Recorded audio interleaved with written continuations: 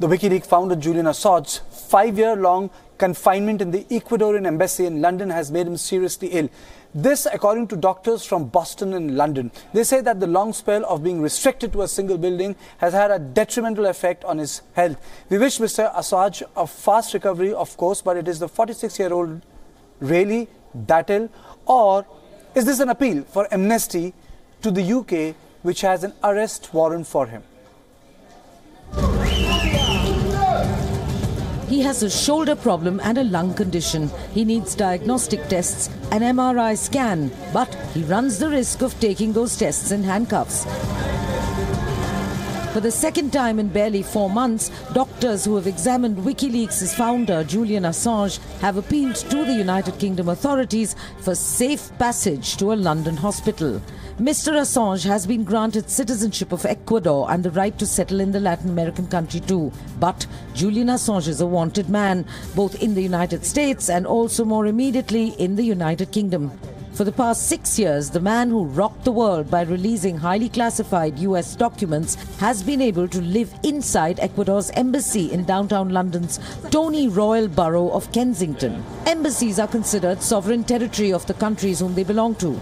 If Mr. Assange leaves the building, though, either for a hospital or Heathrow Airport, he will be on UK territory and runs the risk of being arrested. 46-year-old Julian Assange may be genuinely ill, and WION certainly wishes him a quick recovery. But the curious case of the Australian-born computer programmer has many other dimensions. There's the matter of his newly acquired Ecuadorian citizenship, for one. The faraway country may have one of the most famous or infamous names in the world as their new compatriot, but the president of Ecuador himself seems fed up of Julian Assange already. Most of all because the WikiLeaks founder has continued to comment and express support for various controversial global developments, like the pro-independence struggle in Spain's Catalonia, or worse, in Ecuadorian domestic matters themselves.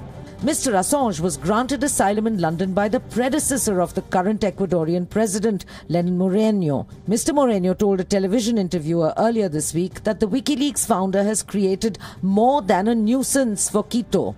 Referring to Assange's meeting with UK's controversial right-wing leader Nigel Farage and his comments on a domestic uprising in Spain too, President Moreno said Assange had been repeatedly warned not to interfere in internal matters in Ecuador or in any country that is friends with the Latin American country.